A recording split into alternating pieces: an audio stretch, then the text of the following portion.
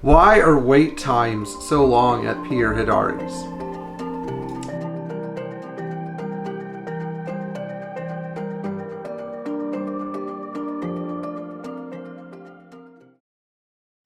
So when some people contact us, they get really frustrated because I tell them, yes, I'm going to work on your car, but it's going to take me a little bit to get the car in. Now, I feel that I owe everyone an explanation of why this is. So, first of all, because I have long wait times does not mean that I do not have the time to work on people's cars. I do have the time to work on people's cars and everybody's car. It's just that everybody who brings their car here gets a lot of attention. Cars get a lot of attention. I try not to be dismissive. I try not to fast lane stuff that requires critical attention to detail, because that's how mistakes are made, and that's how you lose warranty money. But anyway, going back to the original question. So to begin with, I don't like to keep customer cars outside. That's an abuse of a customer's car. The climate in Florida is really quite bad for that, and my shop, admittedly, is not in a perfect neighborhood. You know, I don't have one of these multi-million-dollar terrazzo floor facilities where I have a guy that comes in every night and spends hours and hours cleaning. Instead, I have a humble but very large building that I put a roof on and has thick walls so that I can protect cars from the environmental extremes of the Florida climate. And so that means that every customer who sends their car here usually gets an indoor parking space. So when indoor parking spaces open up, that's when I bring another customer car in. Now, I've seen garages before that have back lots with thousands and thousands of cars in them.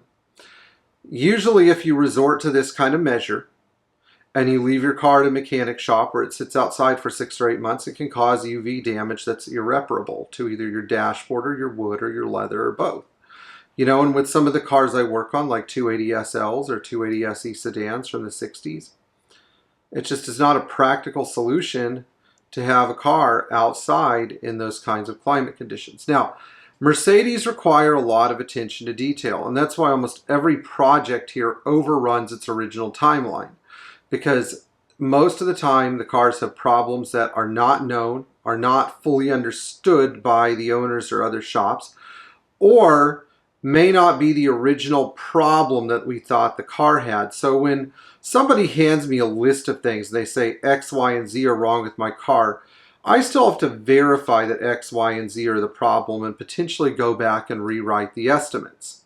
Because I don't really trust guys off the street, I try to limit the people who help me in this shop, because I don't want, you know, an average Joe who's just doing this because they like the money working on my customers' cars. I like other perfectionists, and I like to train the people that I work with. You know, a while ago you saw my interview with Art Lasky. I liked working with Art because he had experience doing this. You can't find an Art Lasky, and in fact they don't show up. They're made, so I try to make sure that I train people to fulfill that role.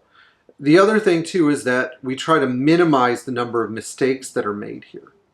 Making a mistake can reflect badly on a mechanic. Taking too long to finish a car is more forgivable than making a grievous error. Doesn't mean that I don't make mistakes, but it does mean that I make fewer of them, and therefore I can honor them by actually showing up at customers' houses and dealing with them appropriately.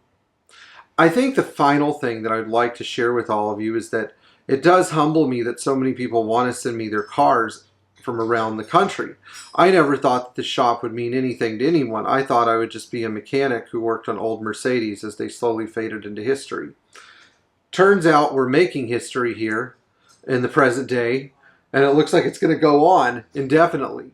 So this is an exciting thing, but I try to lavish attention on each person's car, and I try to make it an event when each car is here. I don't treat each car like it's just a car in my shop. I treat it like it's my own car, and I want to allocate the time to it and the resources to it that the car deserves. Oftentimes at other garages, these cars are not given the resources that they need. They're not given the attention to detail because, as we know, many of the problems that Classic Mercedes experience require a lot of fine-tuning, calibration, observation, and rectification that sometimes overruns the clock. And in fact, many of these are hours that I don't get to bill for because it's hard to sit down and say, well, I went back and I made the same adjustment 5 times. People will go, why didn't you make it right the first time? You know, so you can really only bill for the final adjustment that sort of lines everything up under most circumstances. But I'm still proud of the shop and I'm still doing my best. And so I don't want anybody to think that I'm not too busy to work on their car. I just appreciate people's patience. One thing that many people don't realize is that I forego the opportunity sometimes to do projects on my own cars and have to wait months and months and months to allocate the time for them so that I can pay attention to my customers' cars. And indeed, the customer cars here are cars that I feel a close connection with, like they're my own cars, or in a way, almost like I built them.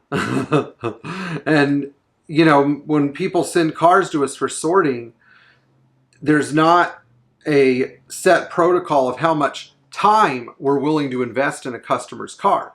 We spend as much time on the car as it needs, even if we can't always bill for all of that time. This causes a long backlog, but it also causes happy customers who actually enjoy their cars.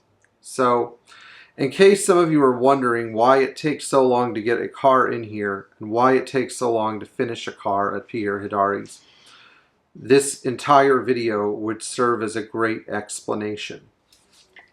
Anyway, I hope you enjoyed this video, found it productive and useful, which is its primary purpose. And I thank all of you who have chosen to support my business by sending your Classic Mercedes here instead of other shops. Not because I think I'm better than them, but just because I'm more stubborn and I'm more willing to deal with problems that other people don't quite care about fixing or try to find a shortcut to fixing. So we'll see you next time, and enjoy driving, owning, and maintaining your Classic Mercedes. Don't forget to tap the bell for notifications. Give us a thumbs up. Leave your comments below. And be sure to subscribe. So, and all of you have supported us on Patreon. Thank you so much.